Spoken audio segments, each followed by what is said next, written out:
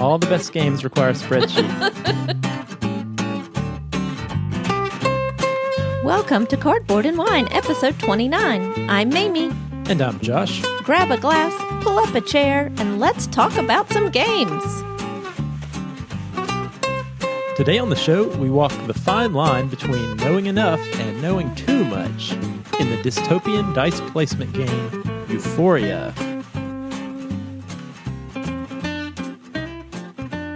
Mamie, welcome back. Yeah, it's been a while. How long has it been since we were recording? I think it's been about 6 weeks. Oh, it's too long. It's too long, but we're back to it. The end of the school year, coupled with summer break and vacations and work. It's been a little chaotic, but we're back. Yeah, we're in the throes of the heat of summer. Yeah, although today wasn't bad. Today it rained, but that meant it was only 80 instead of 100 degrees. That's true. Every little bit helps. Well, we are cooling off with this warm red wine. Yeah, I don't know if we would have done this one yesterday, but it worked out today since it was actually a little cooler. Well, what do I have in front of me? So tonight's wine is courtesy of our friend Sarah, who shares our love of a good solid Malbec. This is the 2017 Tierra Brisa Malbec. And so this one is from Argentina, and I love it. When I did my research on this one, there was a very detailed description. It said, the Tierra Brisa Malbec comes from a vineyard located in Mendoza, Argentina, altitude 2,400 feet. Manual harvest, late March, from stony and sandy soils. Maceration fermentation at 79 to 82 degrees Fahrenheit for 12 days. In contact with oak for 3 months. pH 3.8. Alcohol per volume 13.5%. Residual sugar 2.8 grams per liter. That's a lot of data. Yeah, and then it went into the description. Intense red color with violet shades, ripe red and black fruit, and supple tannins. Delivers a fresh, crisp, attractive finish packed with truffle, mocha, and vanilla notes. Ideal to have with grilled meat. Also combines perfectly with pasta, mild to spicy cuisine, and semi-hard cheeses. So I think I'm with them on the first paragraph. I like the objective data. The rest I would classify as marketing speak. I think you're probably right. I would say it pairs really well with a nice European board game. Well, luckily we have one of those.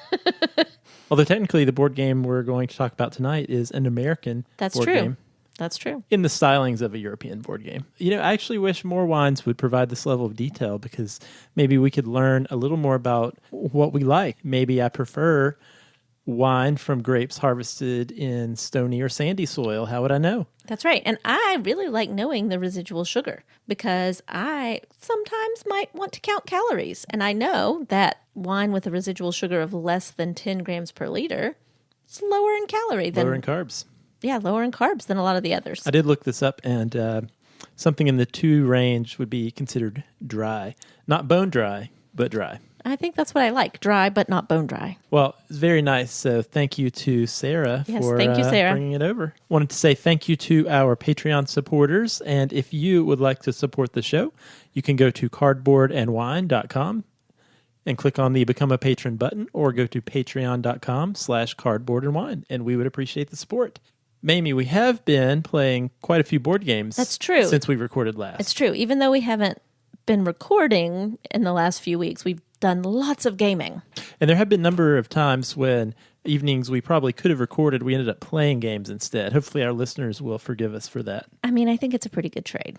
One of the things we mentioned in our last episode was that we weren't able to make it to Dice Tower Con, but in place of Dice Tower Con, we held Josh Con 4. That's right. It's like Dice Tower Con, except... in our house. In our house, and way fewer people. But there were a lot of people. I mean, how many people over the 2 days did we have? 16 or 17? Yeah, maybe that many, yeah. So it was fun. We played a lot of games with a lot of friends, had some really good times. What were some highlights for you, Mamie? You know, I really love Wingspan, and I got to get that on the table twice, 2 different times. I think you taught it to some new people. Yeah, I got to teach it to my friend Charlotte and her husband, who are new to gaming with us, and they both really liked it and kind of got to geek out on the bird info on the cards, and so that was super fun. That was definitely a memorable moment. And Mamie, I know you do not follow board gaming news like I do. That's true, I don't. But you will be happy to know, in a related note, that the Spiel des Jahres awards were given out this week, which is a set of German awards for the best board games. And Wingspan won the Kinderspiel des Jahres. I know Spiel des Jahres is Game of the Year. What is the Kinder? Yeah, so my understanding is there are now 3 awards. And so there's the Spiel des Jahres, which is sort of these days has been framed as more of a family game with wide appeal. And I have heard in Germany winning this award really fuels game sales around the Christmas holiday for families. Interesting. Actually, the winner of that game is a game we also own, Just One. Oh, Just One is fun. That's the one we bought right before New Year's to play with our friends. That's right. Good party game. Good party game. But Wingspan won the Kinderspiel des Jahres, which is classified as a game of the year for game enthusiasts. So a little more more of a complex. gamer's game. Yeah, one that maybe wouldn't be best to play with your grandma on Thanksgiving afternoon, but for gamers, this is the game of the year. Would you agree with that? That's awesome. Yeah, I would definitely agree with that. I mean, I think, it's not a difficult game, but it's also not a party game. So it's not something that you would break out with just anybody, anytime. But I'm so pleased to see that it won that award. It deserves it. Definitely, and especially big congratulations to Elizabeth Hargrave and Stonemaier Games, which we are reviewing a Stonemaier game today on the show. That's right. We've been playing a lot of Stonemaier games. Yeah, and so and all the people involved with Wingspan. Excited to see that. And as a scientist, I'm excited to see a game in the science biology realm win an award like this. Yeah, and as a feminist, excited to see a game designed by a woman. We need more of them out there. We do need more of that, for sure.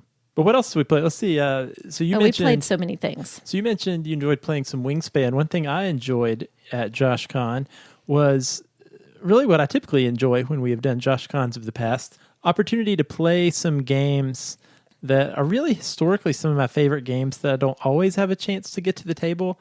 I feel like so often on our regular game nights, I have a little bit of a tendency to be drawn to newer games to purchase and play. Just occasionally. How many new games do we get this week? A few. It's a problem. It is but it's a good problem. It's a good problem. There are worse problems.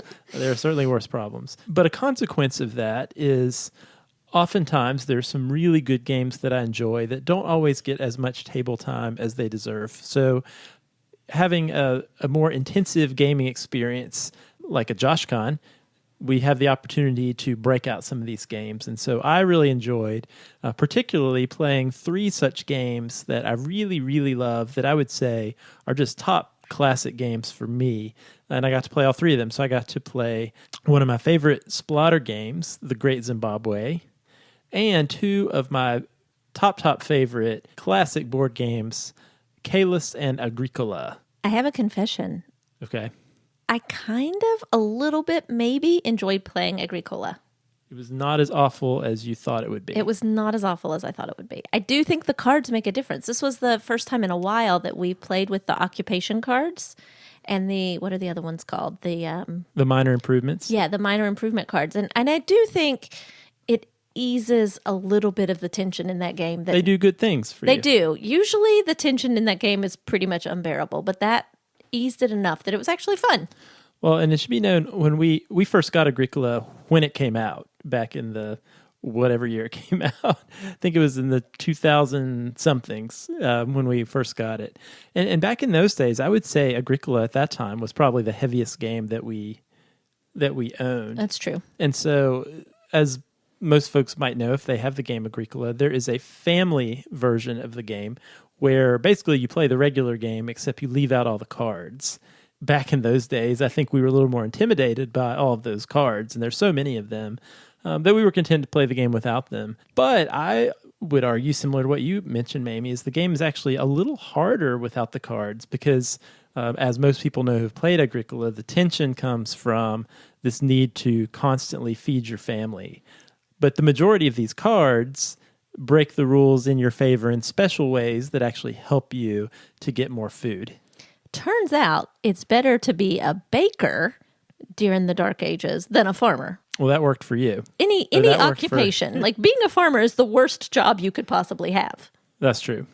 Or although I think there were some people who had jobs where they could basically eat bricks or Yeah. Well, no, they had a job where they that's made true. bricks. Oh, that's right. And then they had money, I mean, Or chewing on sticks. Or yeah. But you know what I mean? In Yeah. general, in that way, very thematic, right? It's a little easier to live if you have an income. Yeah, but we had a great time. We played with a nice 5-player game, which is just the way to play, in my opinion. It was fun. It was fun. And Kalis, You didn't play. I know, I didn't get to play Kalis. That was when I was teaching Wingspan, but I do want to play that one again soon. Another memorable gaming moment for me was, Mamie, you were kind enough last weekend to take the kids on a play date out of the house for a few hours. And 5 hours. I think 4 hours or so. And I had some people over to play a game of 1846. It was so funny. The kids came in and they ran right over to your computer to look at the spreadsheet to say, Dad won! All the best games require a spreadsheet. Mamie, I've got to get you to play 1846 at some point. I can't wait till Chesapeake comes. I will play that one. Okay, that's fair. That's fair. But I had a blast playing it. And just so everybody knows, Mamie was invited to play. Oh, yes. She chose not to play. Well, we needed to get the kids out of the house. Okay, there you go. Someday. Excuses. All right, Mamie. Well, why don't we jump right in and talk about some games? But the first thing we want to do before we talk about our game of the week is we wanted to break a game out of The Cellar. Dun, dun. All right, this week from The Cellar, we are going to talk about a game that we reviewed back on episode 6 in April of 2018. So that was Over a year ago. And that game is Azul. Oh, Azul. Yes, we've actually been playing Azul quite a bit lately, including playing with the kids. Yeah, you were out one evening with some friends, and I was tired of playing the usual games with the kids, the usual kids games. So I thought, you know what? Let's try Azul. And I think I would have been skeptical had I been here about their ability to kind of understand the strategy behind it. But you sent me a text that you guys were playing, and then the next text I got was of the scorecard in which both kids scored higher than you did. Yeah, I got beaten pretty badly. My daughter, who is 9, edged me out by 1 point, and my son, who is 8, 7, my son, who is 7, going on 8, trounced me. Actually, he scored higher than I've ever scored. So I think he is our gamer. He really is. I think that indicates what a good teacher I am. I mean, I do think you're an excellent teacher, but I also think it indicates that Jack is going to be a force to be reckoned with in our gaming lives. Well, I think what I can be hopeful of is that soon the kids will be my 18xx partners if you're not going to be. I think Jack will play 18xx. I think he's with ready. you. I think he's ready. One more year. Yeah. 1846. That'll be, if you can play Azul, you can play 1846. I don't know about that. So what I thought we could do is talk a little bit about how we feel about Azul a little over a year later from when we last reviewed it. So just to remind you, Mamie, a year ago, we had some very good things to say about Azul. You said that you very much enjoyed playing it. You loved the pieces and the production. You had a little bit of concern that it's a game we might grow tired of over time. But all in all, you thought it was a strong game. You gave it a 4 out of 5. I said that I thought it was a perfectly executed game. From the components in the tiles, the bag, the board were all excellent, and it was just the right amount of strategy and complexity for a 20-minute game. So I actually gave it maybe a 5 out of 5. Perfect score. All right. Where do you feel like you would put it now, today? You know, I have to admit, as many new games as we have, Azul doesn't make it out as much as it probably could. But I think I can say every time I've played it, including in the past week, I've played it several times, I just have such a good time. And I think, wow, this is a really neat game. And whether I'm playing it with some of our gamer friends or our children or even brand new gamers, I feel like everyone, it's approachable. The pieces just draw you in. The scoring, it takes a little bit of time to wrap your mind around. It's useful, I think, to have someone familiar with the game just to help with that transition. But I'm going to stick with a 5. Nice. I think I would stick with the 4. I mean, I agree with everything you said. Actually, one of the games, along with Wingspan, that I taught our friends at JoshCon was Azul, and they loved it. Like, before they left, they were like, we need to buy a copy of this. And it is a lot of fun. And we haven't gotten bored with it, but we haven't played it that much. It has sat on the shelf quite a bit over the course of the last year. So I still give it a 4. I think it's a great game. There's a lot that I really love about it. It's just maybe not quite enough to it to rank a 5 for me. I hear you. I'm thinking, for me, a 5 for what it is. I can see that. Makes sense. All right, Mamie. Well, why don't we transition and talk about our game of the week, Euphoria.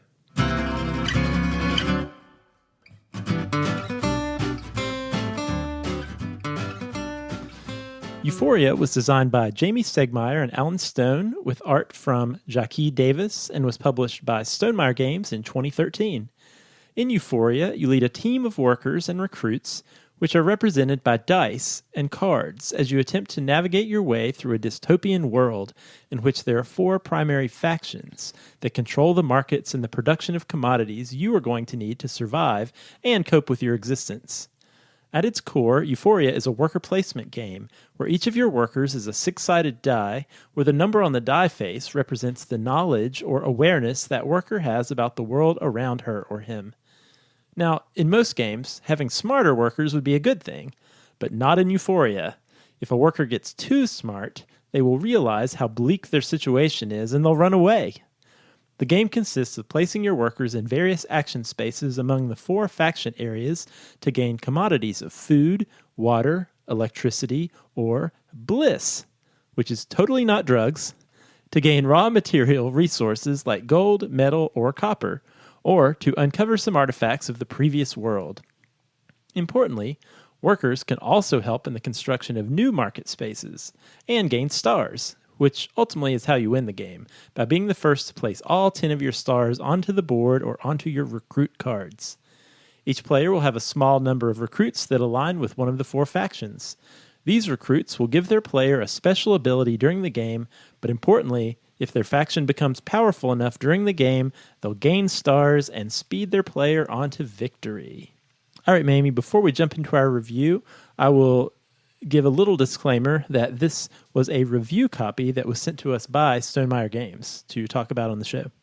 You know, we always keep our eye on any game that's coming from Stonemaier Games because they're really elegantly and thoughtfully produced. With any of their games, production quality is going to be top-notch. The rule book, the graphic design, it's all going to be really well thought out.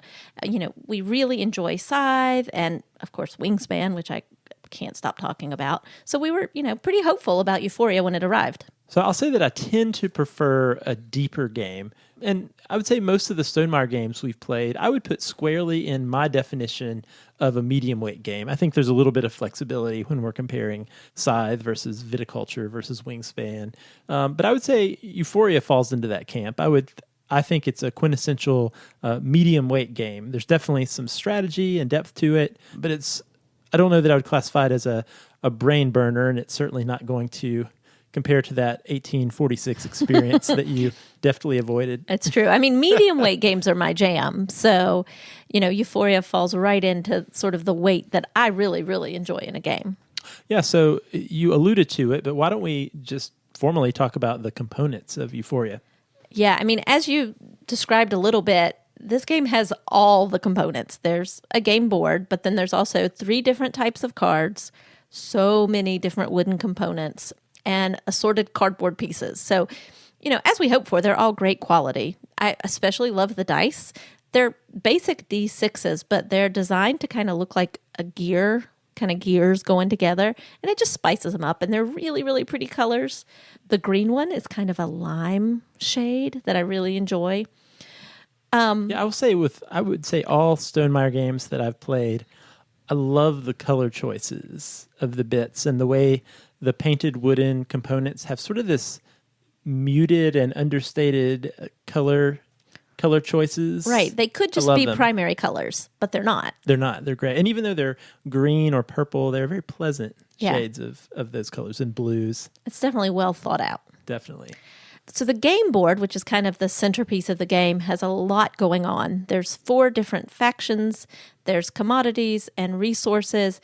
But the symbology is actually pretty clear and pretty easy to understand. There's a great little rules summary that comes with the game and a quick reference guide that helps expedite setup. There are ethical dilemma cards that every player gets, and the back of those actually has a reference of the different commodities and resources. So it kind of helps keep everything straight. Yeah, and Mamie, you mentioned expediting setup. One thing I will mention is the copy we have is the most recent edition that has inserts from game trays.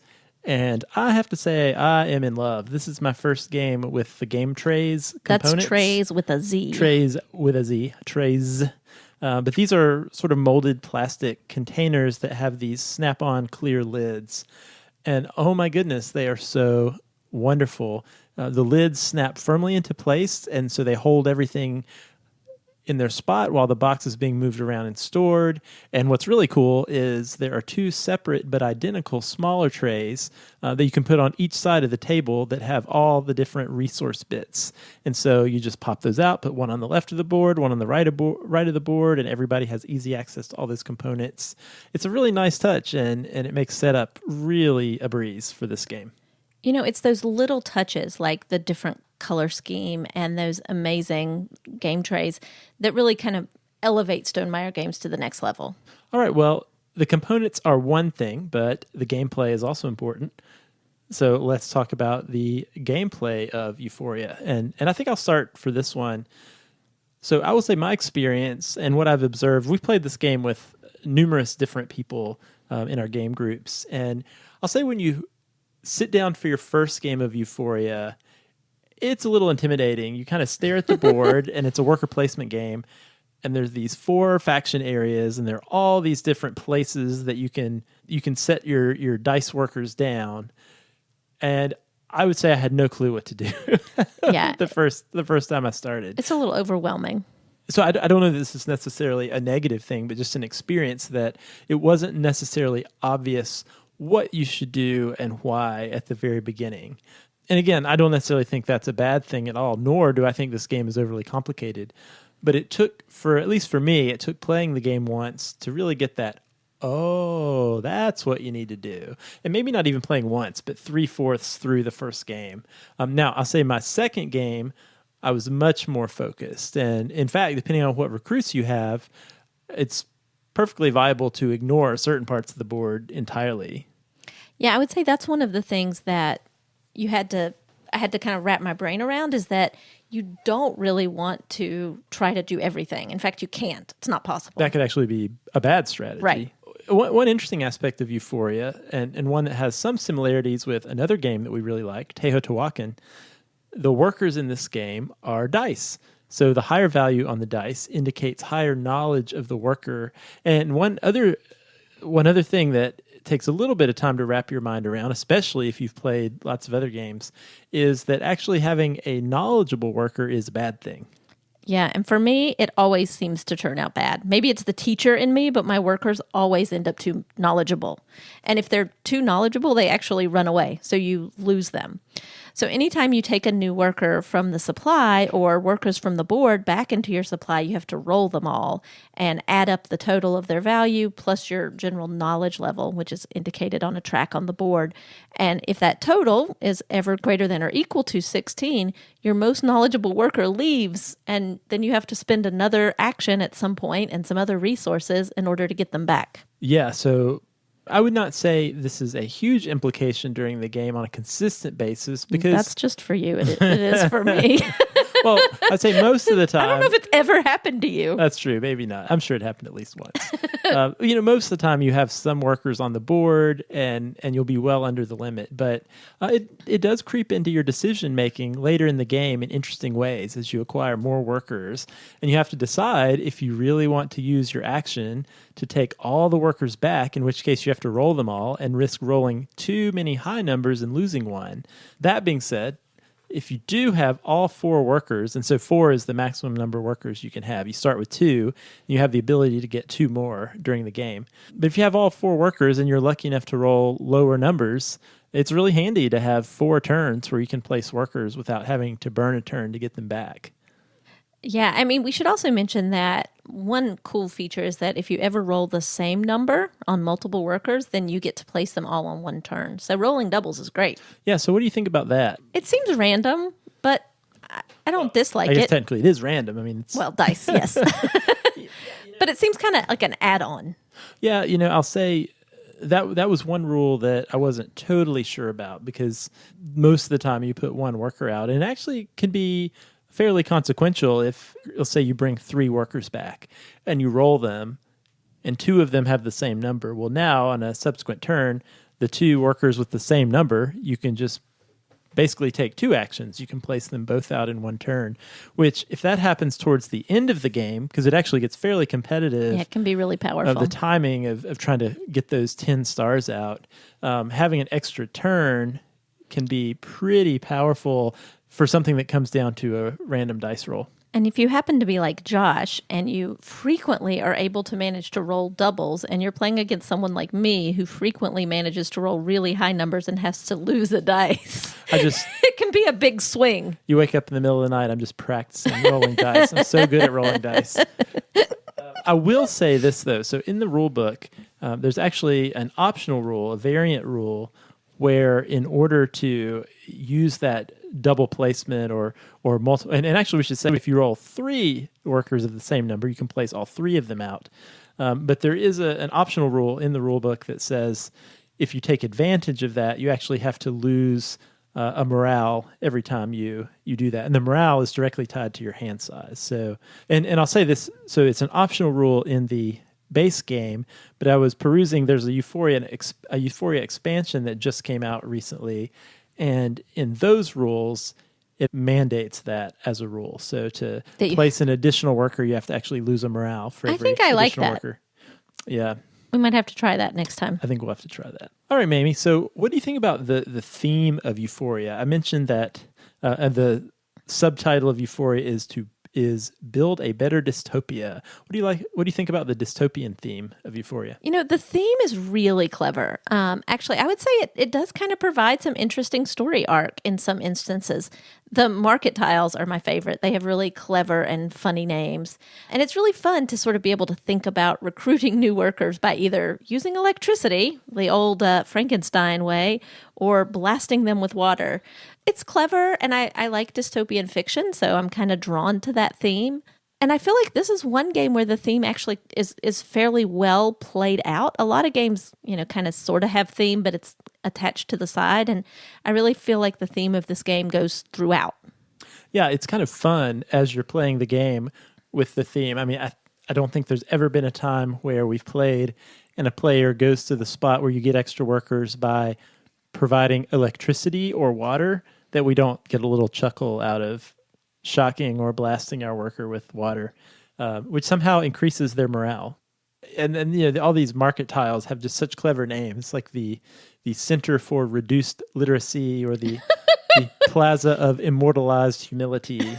Yeah, they're really funny, really fun. Although I'm glad we don't live in that world. Although maybe if there was enough bliss, I wouldn't mind. Yeah, the bliss. Yeah. Bliss is definitely not drugs. Bliss, totally not drugs. Totally not drugs. So, Mamie, what's your favorite thing about Euphoria? I actually think that theme kind of is my favorite thing about the game. It's really clever. It's really kind of funny. I like the fact that it is carried out throughout all the different cards and throughout, the artifacts are like used balloons or a baseball glove. And you can kind of imagine this futuristic society where they're like, oh, what is this magical thing that I found? And remnants from a happy world. Yeah, exactly. So I really like that. It kind of draws me into the game, I think. I mean, also the components are amazing. What about you? No, I agree. The theme is really unique and interesting and well implemented throughout the game, and the components, I totally agree. I think one thing that I like about the game is this is a game where it really is a race game to a certain extent, in that it's truly a race to 10 stars. Every player has 10 stars, and whoever puts them out first wins. And compared to some other Stonemaier games, this is even more the case. So like, compared to Scythe, for example, where placing a certain number of stars out triggers the end game. No, this is it. But that that doesn't necessarily mean you'll win the game. And that's similar to viticulture as well. You Right. cross a certain point threshold, but just because you're the one who got there first doesn't necessarily mean you'll be the one who ends up winning the game. Here, however, it really is first to put out the 10 stars. And, as one player or two players start getting close, or you yourself start getting close, you can kind of feel a little bit of that tension of the game kind of ramps up. There's a definite increase in that tension from the beginning of the game when everybody has all their stars in front of them to where one or two players get 6, 7 stars out. Everybody's kind of looking around and every turn feels a little more consequential. And I like that. I like that game mechanism. That's fun to me. I can see that. And it's very satisfying to plan out a really cool turn where you're going to get 3 stars at once and somebody else has 8 or 9 stars and you go, aha, and you place 3 out and you win the game. That's pretty satisfying. Maybe anything you don't like about Euphoria? Well, it's funny because I think what I don't like is when you're on the other side of that. I think there's a couple things. One, I think that story arc can be really great and it makes the end really exciting. But I think sometimes the beginning can be a little draggy and a little boring at the beginning as things are sort of getting started. It can feel like not a lot is happening. And the other thing that I think is really probably my main pet peeve with the game is the randomness of dice rolls. It can be really frustrating when you think you have everything planned out. You're like, okay, I'm going to do this. And then you roll and you end up losing a dice. And for some reason that has happened to me a lot when we play this game. And so I find myself ending up fairly frustrated because I'm not getting the dice rolls that I need to do the things that I need to do. And so that, I think I've discovered I don't love randomness. I'd like to be able to have a strategy and make a plan and execute that plan. And if somebody else's plan is better than mine, awesome. Good for them. They deserve to win. But when who wins and who loses is based on the luck of the dice, it's kind of frustrating to me. Do you know a game with no randomness during gameplay? 1846. Okay. You also don't like games that take 4+ hours. Right. I think I need a game with no randomness or a little a little randomness is okay. We should play Kalis. Yeah, I do really enjoy Kalis. I need to play that one again. No, I agree with you. And certainly you have lost a worker at a very frustrating moment. Even when the odds should have been in your favor. Right. It wasn't I like you were rolled rolling 2 6s. And I think the flip side too, where even if you mitigate it a little bit with losing a morale, when it gets down towards the end of the game where every turn is so important, and then a player happens to have a lucky roll and they roll doubles or even triples, that can almost seal a victory, getting to place 2 or 3 workers out at one time. And when you've devoted, this is not a long game, but when you've devoted an hour or an hour and a half and a victory comes down to a lucky or unlucky dice roll, that can be frustrating. I think that's really what it is. It's the time to randomness balance, right? I don't mind the randomness in a game that takes 30 minutes to play. Like Strike. Yeah, no, Strike, it's all random. It's That's super true. fun, and It's I'm skill, totally actually. fine with that. But in a game that, you're devoting this time to, you have a strategy, but then the randomness is just keeping you from being able to execute it, it's really frustrating. Yeah, no, that's a fair point. I think one thing for me is I've played this game, and I will say that when I first played my very first play of this game, I didn't really like it that much. I think part of that was, as I mentioned, it took one play for me to really understand what I was trying to do and how the different types of resources, the commodities and the resources and the artifacts sort of played together to help accomplish putting stars out. But I'll say even in subsequent plays, though they were certainly more competitive and I had a lot more fun.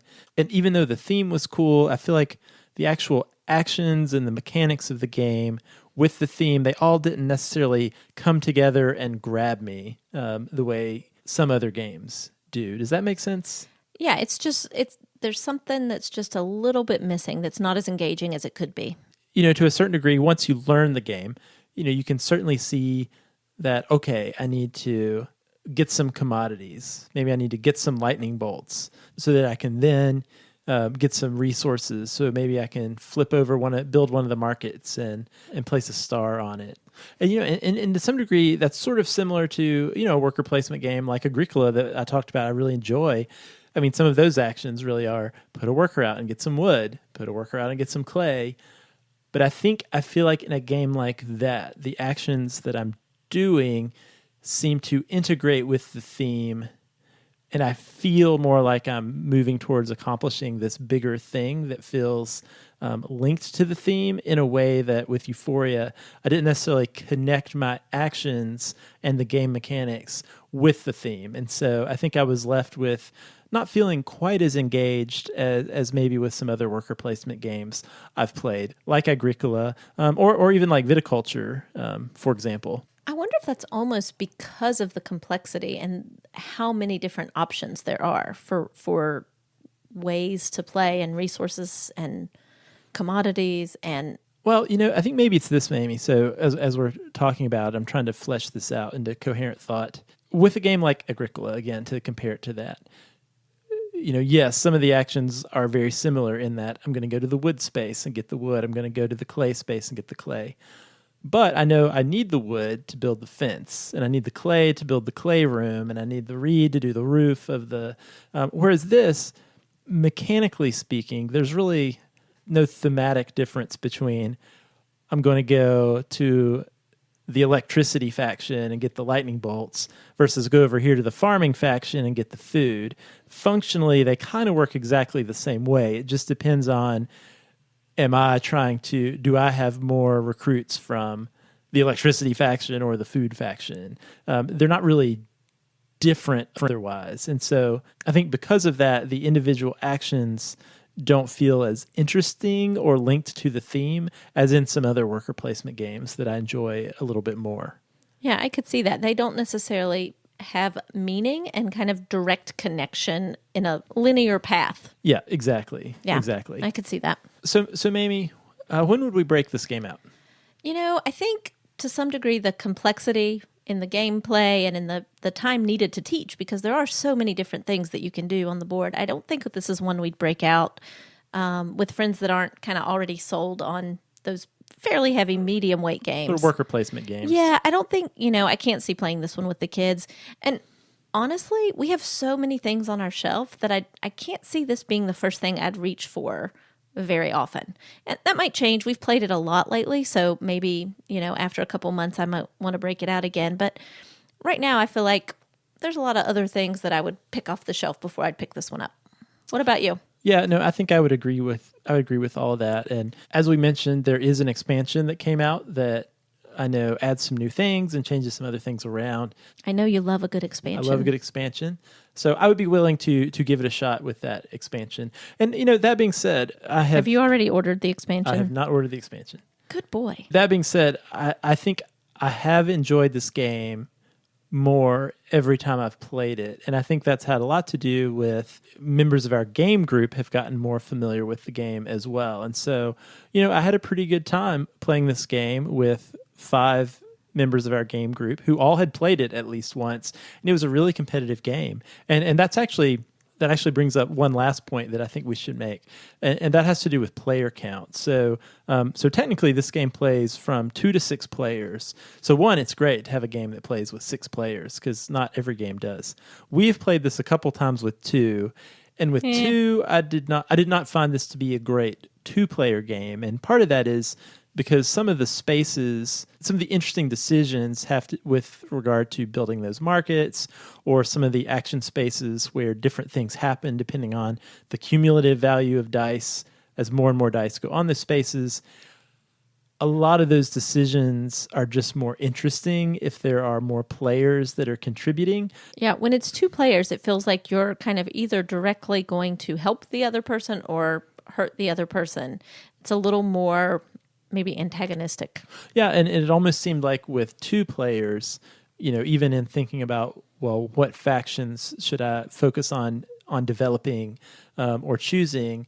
Well, Mamie's doing those factions, so I don't want to help Mamie, so I'm going to just stick with helping out the factions that I'm aligned with. However, if you have a 4, 5, or 6 player game, well, there's only 4 factions. Yeah. They're all there. So there's a lot more overlap with, okay, well, I've got recruits aligned with the Euphorian faction, and this other player also does. So we're kind of working together. We're both benefiting from sort of boosting that faction on the allegiance track. So I think it's more interesting to have that sort of overlap in player goals where some of your actions are kind of helping other players, and so you're aware of that, so I want to help them, but not too much. This is certainly, in my opinion, a better game with more players.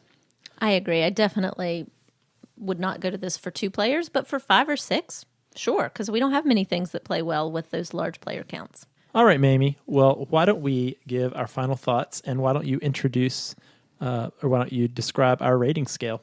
Yeah, so here at Cardboard and Wine, we use a rating scale that is related to our favorite beverage. So number 1, a rating of a 1 is an empty bottle. Sad, disappointing, ready to go in the recycling. Rating of a 2 is a $2 chuck. It's if you don't have anything else to drink or to play, it might do. 3, it's like a wine in a box. There are things about it that you like, but things about it that you don't. A 4 is like this nice Malbec, easy to enjoy regularly. We've poured a glass. We're looking forward to enjoying some more. And a 5 is like a big, bold California cab. It's only going to get better with age. So, what do you think about Euphoria, Josh? All right, Mamie, I went back and forth with this. I think after my very first play, I was really not sure about this game. You would have given it a 1? No, not a 1. I mean, this is certainly, it's a beautiful game. It's a beautiful production and has some interesting mechanics. I just, like I mentioned, it didn't grab me as much. And I think still part of my concern with this game and the thing that keeps me reaching for it regularly on my shelf after quite a few plays is what we talked about a little bit. I mean, I love worker placement games. And actually, I love the interesting usage of dice in unique ways as workers. I think that's really, really fascinating and provides some interesting depth of play. But I think the fact that the actions I have available to me to take are so abstract and from faction to faction are really identical. They just get resource A versus resource B, which sort of work in similar ways. I think the depth of decisions is a little less interesting and doesn't do as good a job as maybe it could have at integrating into what's really an interesting theme and one that's really well done with the design decisions in the game. And so I think a little more cohesiveness between the actions available and the game mechanisms and the theme would have boosted it. That being said, as I mentioned, I've had more fun every time I've played it, especially as our game group's gotten more familiar with it. I really loved it with higher player counts. So, I think because of that, this is definitely a 3 game for me. There's certainly things I like about Euphoria, and the production is gorgeous, and that certainly counts for something. I love the way it looks, and I love popping the box open and those game trays. So I think I am going to give it a 3. How about you? It's also a 3 for me. I mean, I think, as you said, there are things that I really like about the game, and then there are a few things for me. It's probably more about the role that chance and that dice roll has. That's one of the things that I just have found to be frustrating. And maybe it's just that I've been really unlucky, but it wasn't just one game. It's been quite a few games where I felt like the dice roll made a difference, and sometimes in my favor, but it just almost felt like not as satisfying of a victory. And so for me, I don't love that, but I love the production. I love the theme. And like you said, I've enjoyed it a little bit more as we've played it a little bit more. So I think it's a 3. All right. Well, that sounds great. Well, Mamie, it's been great to be back in the studio with you tonight. I know. Hopefully it won't be another 6 weeks. I know. We've got lots of great things we could discuss. That's right. So we just need to get in here and do it. That's right. All right, guys. Thanks for listening to Cardboard and Wine, a proud member of the Dice Tower Network. For show notes, links, and other fun info about the games we discuss on the show, you can visit our website at cardboardandwine.com. If you have feedback on the show or suggestions for a future show, you can send us a tweet at Board and Wine. See photos of the games we play on Instagram at Cardboard and Wine, or email us cardboardandwine@gmail.com. You can also jump into our guild on Board Game Geek. You could also leave us a review on Apple Podcasts. We'd love to hear from you, and it'll help new listeners find the show. All right, Mamie. Until next time. Cheers and happy gaming.